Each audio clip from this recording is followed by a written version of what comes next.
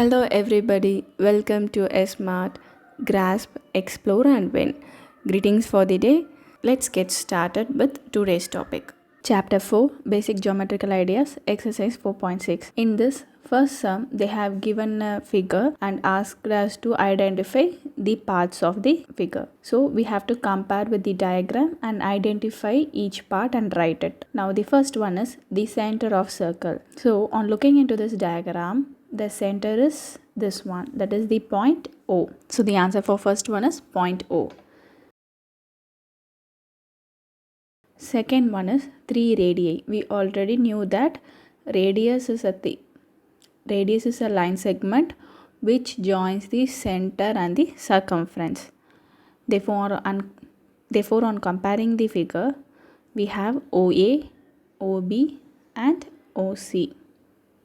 Now diameter. We already knew that diameter is a line segment which has the start point and end point on the circumference of the circle. Also it passes through the center of the circle. Therefore the diameter is AC because it passes through O, which is the center of the circle. Now a chord. A chord is a line which travels inside the circle or interior of the circle. The start and end point of the line will be on the circumference of the circle. It is not mandatory to pass via center. Therefore, on looking into the diagram, ED is the chord. Now, 2 points in the interior. So, on looking into the complete circle, we have 2 points which is inside the circle, the point O and P. Now, a point in exterior. We have to write a point which is exterior of the circle, that is point Q. And now a sector. We already knew that sector resembles a pizza piece, so it has 2 radius and an arc. That is, it should have a 2-line segment which comes from the center to the circumference and an arc. So on comparing the diagram, the sector is OAB because OA and OB are the radius and AB is an arc. Therefore, the area enclosed by OAB, the shaded part, is the sector. Now, the last one, a segment. A segment is a line segment and enclosed by an arc. So, on comparing this, the area enclosed by the ED chord, that is the segment, because ED is the line segment and the arc is also ED. Therefore, the area or the shaded region enclosed by ED is the segment. Now moving on to the second sum, is every diameter of a circle also a chord? So the diameter is AB. They are asking that whether we can say all the diameters of a circle can also be called as a chord or can also be referred as a chord. On comparing, DE is a chord of this circle whose start point and end point lie on the circle itself. The same way for the diameter. So yes, every diameter of the circle can also be referred as chord. The only difference between the diameter and chord of a circle is the diameter passes through center. In the chord, it is not mandatory that it should pass through center. It may pass or may not pass. So every diameter of a circle is also called a chord. And also there is a very important 1-mark question, which is what is the longest possible chord of a circle? We already knew that in order to keep a longest stick in a box, we are supposed to keep it in a slant position, that is as a diagonal one. Similarly, in the circle, in order to draw a longest possible line segment, we are supposed to draw it in such a fashion that it passes via the center, which is the diameter. Now moving on to the second subdivision, is every chord of a circle also a diameter? The answer is no, because on comparing the chord, DE is the chord of the circle.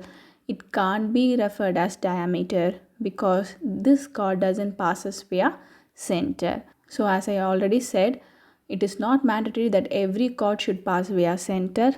Therefore, every chord of a circle cannot be a diameter. Therefore, it is a no. Now third sum, this is similar to the first sum. In the first sum, they have given the circle and asked us to map the parts of the circle Here they are asking us to draw a circle and mark its point. I have already drawn a circle and marked all the points. So we can just write the inference. So the first one is its center. Obviously we know that the center of the circle is at the center, which is the point O. So after drawing this circle, we have to write the inference. Its center is point O. Now a radius. A radius is a line segment which joins the center and the circumference. So we can write OB, OA or OC, anyone. So I'm just writing OB. Next, a diameter. A diameter is a line segment which passes via the center, which is AB. And a sector. A sector is a pizza piece, the area enclosed by 2 radius and 1 arc, which is AOC. Therefore, the area, the shaded region enclosed by AOC represents the sector. And segment, a chord and an arc. Therefore, ED. The area, the shaded region enclosed by DE is the segment. And a point in its interior. Any point which is interior of the circle can be written point O or point P. So let's write point P. A point in its exterior which is outside the circle, point F. And an arc, a curve, a part of the circumference. You can write AC or DE, EB, anything. So let's write it AC. Therefore we have drawn the circle and we have marked all the parts which were asked in the question, and we have written the inference also. Now the last sum, two diameters of a circle will necessarily intersect. That is, they are saying that two diameters of the circle will definitely intersect. So here there is a circle, I have drawn two diameters, both met at the center. So the answer is yes. Not only two diameters, any number of diameters we draw, it always intersect, because the diameter is a line segment which passes via the center. Therefore, if we draw more number of diameters also, everything passes via center. Therefore, all the diameters intersect at the center. They meet at center. Therefore, it is a S. The B question, the center of a circle is always in its interior, and this is also S because the center of the circle lies inside it. Not only for circle, for any object, the center always lies in middle or in center of the object. Therefore, the center of circle will always lies interior. Hence, both the equation are true.